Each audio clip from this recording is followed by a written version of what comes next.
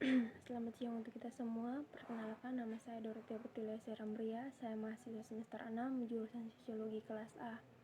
Pada video kali ini saya akan membahas tentang implikasi virus corona terhadap kehidupan sosial keagamaan kita yang dikaitkan dengan teori basis struktural dan substruktural dari Marx. Kita tahu bahwa dunia kita saat ini sedang dihebohkan dengan kehadiran sebuah virus yang sangat berbahaya dan sangat mematikan, yang kita sebut virus corona. Virus yang pertama kali terinfeksi dari kota Wuhan ini telah menyebar hampir ke seluruh penjuru dunia, salah satunya di Indonesia. Virus yang menyerang sistem pernapasan ini telah memakan banyak korban dan memiliki dampak yang cukup besar terhadap segala sistem kehidupan di kita, baik dari segi ekonomi, sosial, budaya, politik, dan lain sebagainya. Untuk itu, segala upaya telah dilakukan pemerintah dan kita sendiri untuk meminimalisir angka penyebaran virus corona ini. Salah satunya itu dengan diterapkannya sistem social distancing atau membatasi hubungan kontak sosial dengan sesama kita, atau dengan kata lain melakukan segala aktivitas seperti belajar, berdoa, dan bekerja di rumah saja, atau mengkarantinakan diri kita selama pandemi virus ini. Dampak yang dihasilkan atau dampak yang ditimbulkan bukan hanya dari segi ekonomi, politik, dan lain sebagainya, namun juga dari segi sosial keagamaan. Yang kita lihat saat ini bahwa agama juga harus ambil bagian untuk mengatasi atau untuk meminimalisir penyebaran virus corona ini. Salah satunya itu yang dilakukan oleh aktivitas keagamaan, yaitu dengan menutup sejumlah tempat-tempat ibadah seperti gereja, masjid, kuil, dan lain sebagainya, dan juga mengubah tata keibadahan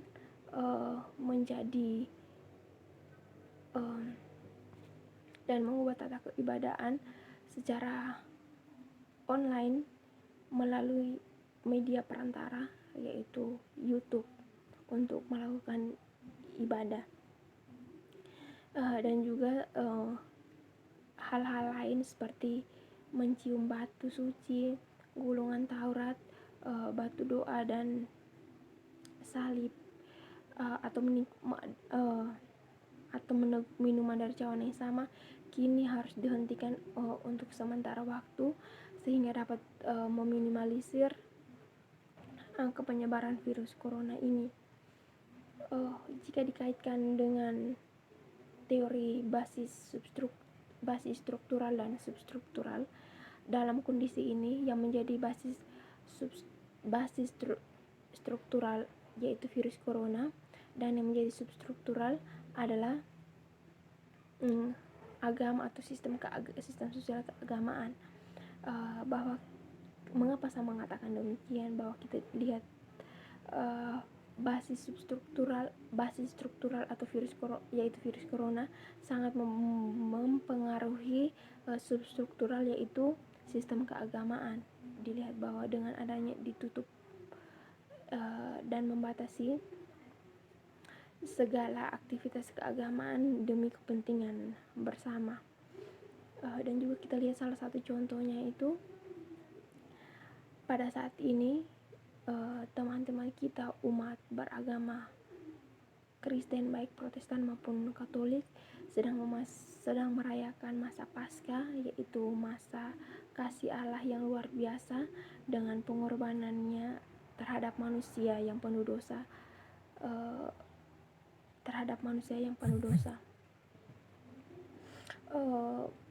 saya sebagai umat beragama Katolik, saya juga merasa sedih karena saat ini kita tidak bisa melakukan Paskah seperti biasanya, atau suasana Paskah tahun ini berbeda dengan suasana-suasana pasca tahun lalu karena adanya virus ini. Namun apa boleh buat, semuanya itu harus dilakukan demi kepentingan bersama dan demi mengurangi angka penyebaran virus ini.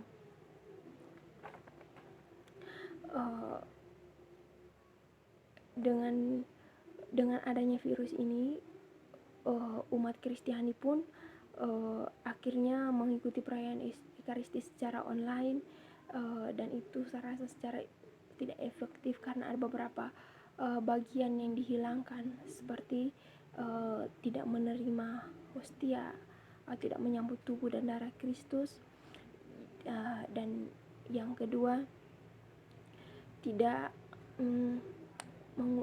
mengucup salib atau melakukan jalan salib pada Jumat Agung, dan tidak melakukan api unggun secara bersama-sama karena dibatasi segala aktivitas demi mencegah penyebaran virus corona ini. Tidak hanya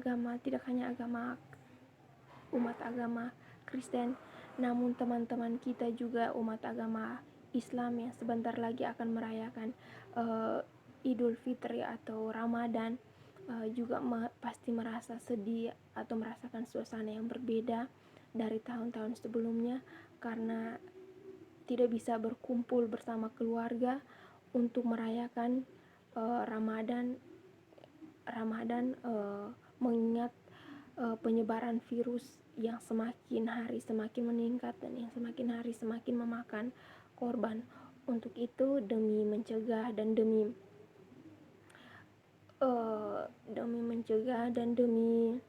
meminimalisir angka penyebaran, kita dihimbau untuk mengikuti setiap kebijakan yang diberikan pemerintah agar tetap diam di rumah sehingga tidak menyebabkan kekacauan yang lebih parah dari ini. Dan ini juga dapat dijadikan sebagai pelajaran rohani, khususnya bagi umat Kristiani yang sedang merayakan perayaan Paskah, menyambut perayaan Paskah, memperingati kisah sengsara Yesus, di mana kita bisa dari kejadian ini kita bisa menghargai, kita diajar untuk bisa menghargai waktu beribadah dan bisa menghargai perayaan Ekaristi, dan juga iman kita diuji. Apakah kita benar-benar menjalankan ibadah ini di rumah melalui online, bukan hanya sekedar supaya orang-orang melihat bahwa kita sedang merayakan, tapi dengan hati dan tulus bahwa meskipun ada guncangan seperti ini, kita tetap satu dalam iman untuk dapat merayakan perayaan Ekaristi sebagaimana mestinya. Dan juga dengan adanya virus ini, walaupun kita dilarang untuk beribadah di luar, beribadah seperti biasanya, namun hal ini juga memiliki dampak yang baik atau dampak positif, di mana dengan adanya kita beribadah di rumah lebih mengikat tali kekeluargaan atau tali persaudaraan kita antara sesama kita di dalam rumah, dan bisa juga melihat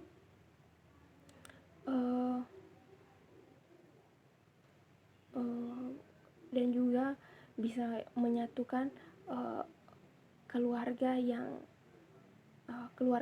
bisa menyatukan orang-orang yang seperti di dalam rumah, seperti ayah, ibu yang anak-anak yang dulunya jauh bisa bersatu dan memaknai perayaan Ekaristi dalam menyambut dalam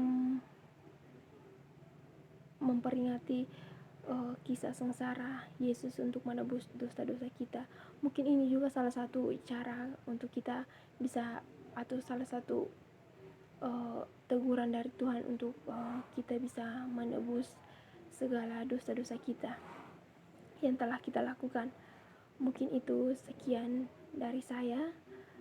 Mohon maaf jika ada salah. Terima kasih.